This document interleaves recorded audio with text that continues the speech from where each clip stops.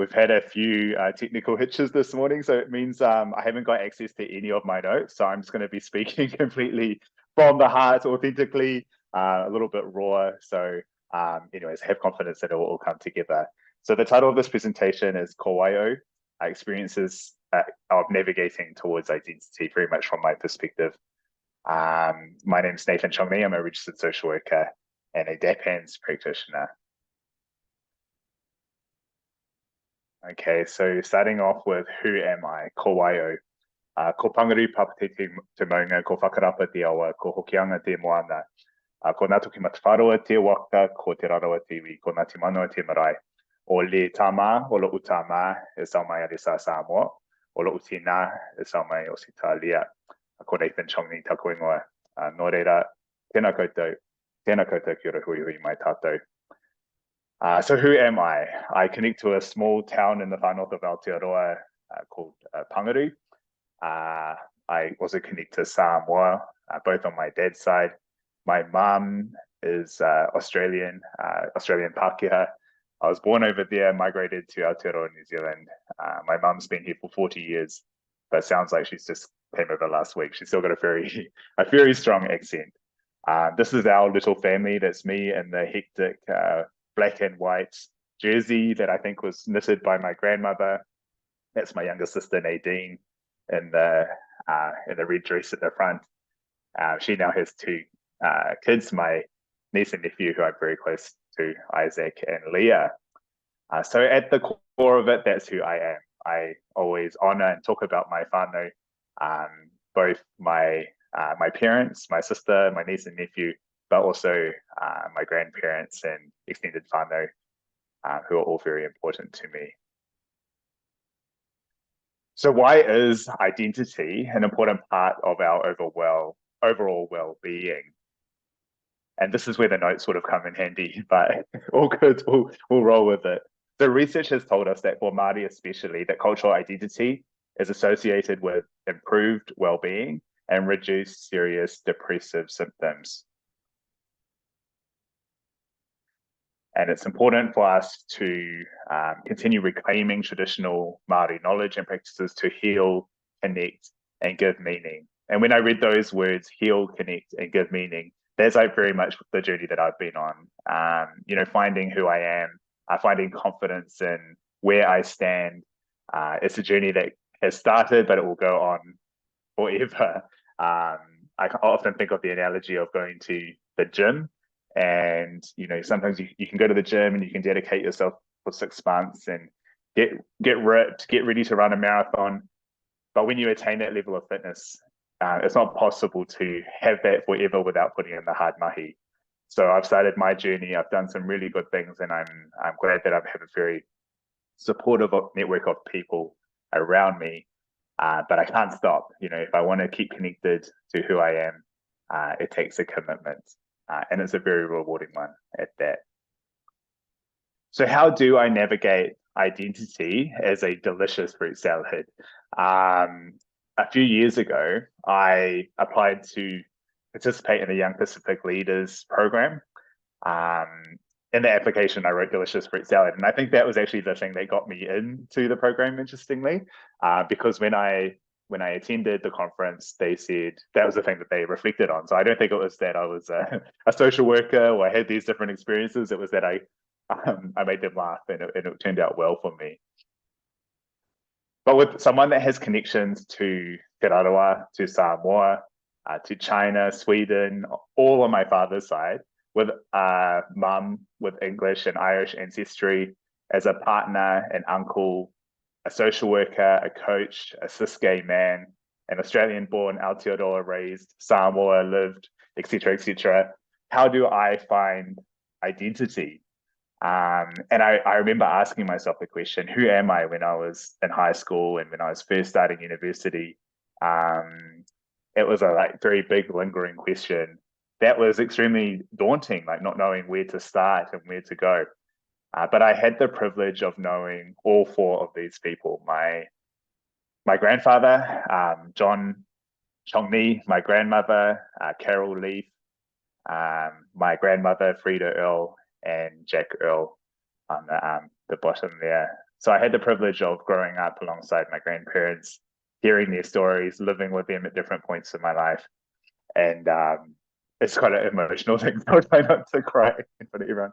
But it's a lifelong journey and a commitment, but it's totally a fulfilling one. It hasn't been an easy one, but I'm in a place further than I was before, and I'm excited for what lies ahead.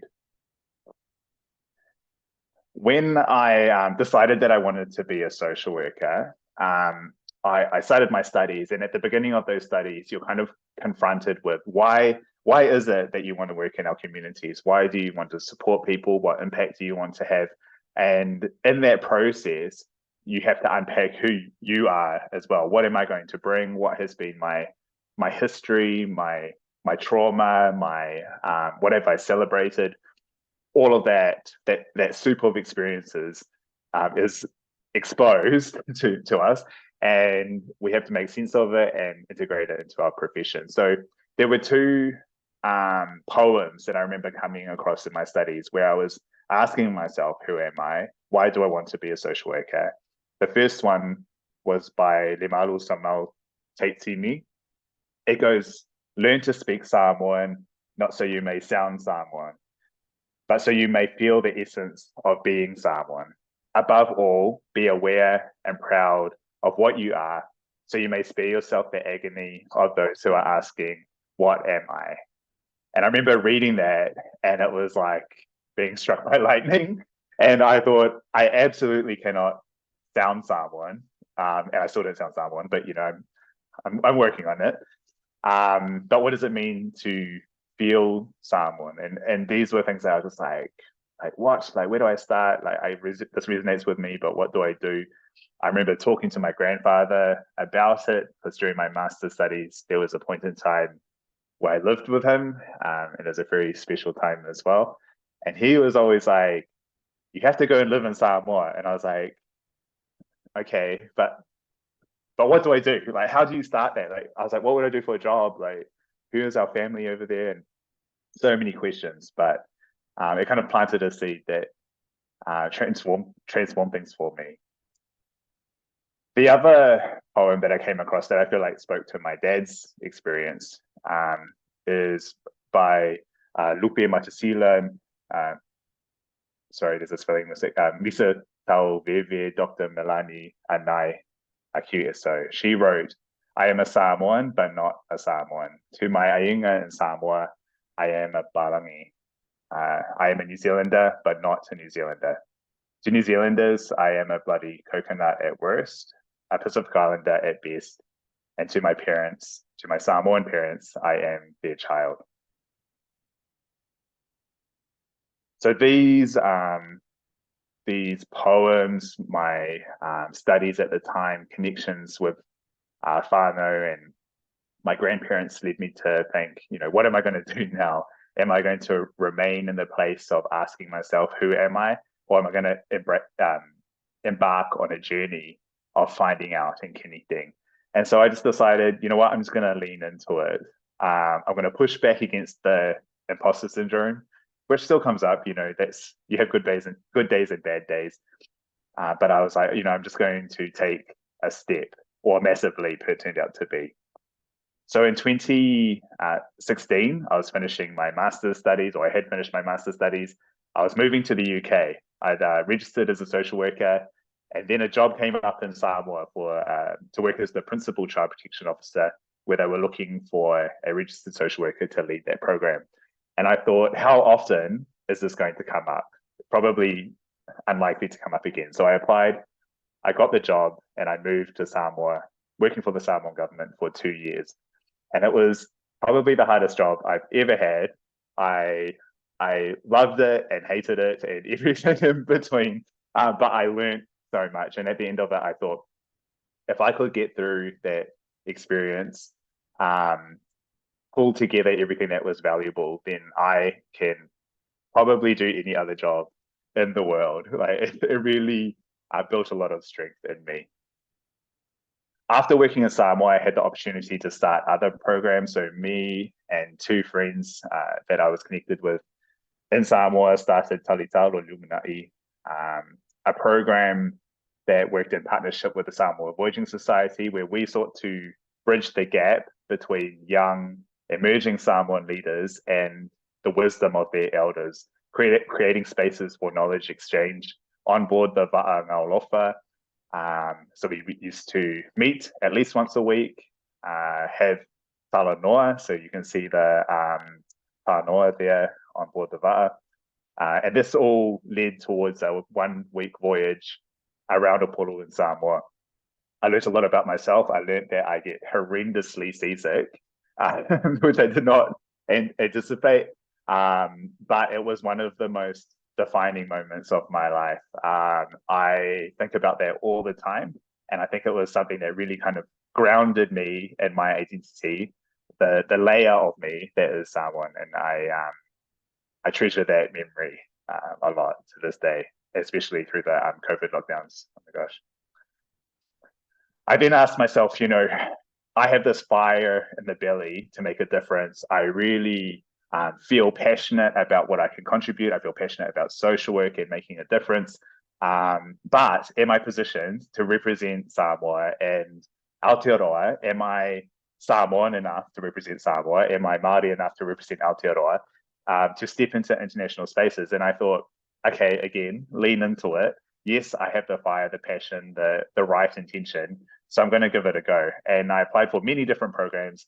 Almost all of them said no thanks. They declined. But the ones that did accept me, the Obama Asia Pacific Leaders Conference and the Young Pacific Leaders Initiative, were two programs that I had the opportunity to step into, meet the most amazing people. And it's been another catalyst that has allowed me to connect further, to feel stronger in my identity in all ways. While in Samoa, I also had the humbling opportunity to work alongside His Highness Tuiatua Tupua Tamasese and Masiofo Filifilia Tamasese, the former head of state and prime minister of Samoa. While my ability to speak Samoan is still a very much work in progress, I learned a lot about our histories, our connections, Pa'a Samoa, and I feel like that has been so valuable for me, and I'm so grateful for that experience and the connection that I still have with their highnesses today. And at this point in time, I'm trying my very best to learn Te Reo Māori. So I've been attending Kura Po at Te Pukenga at Unitec, and that's a journey that I really want to continue because I know how important it is working in the sector in Aotearoa.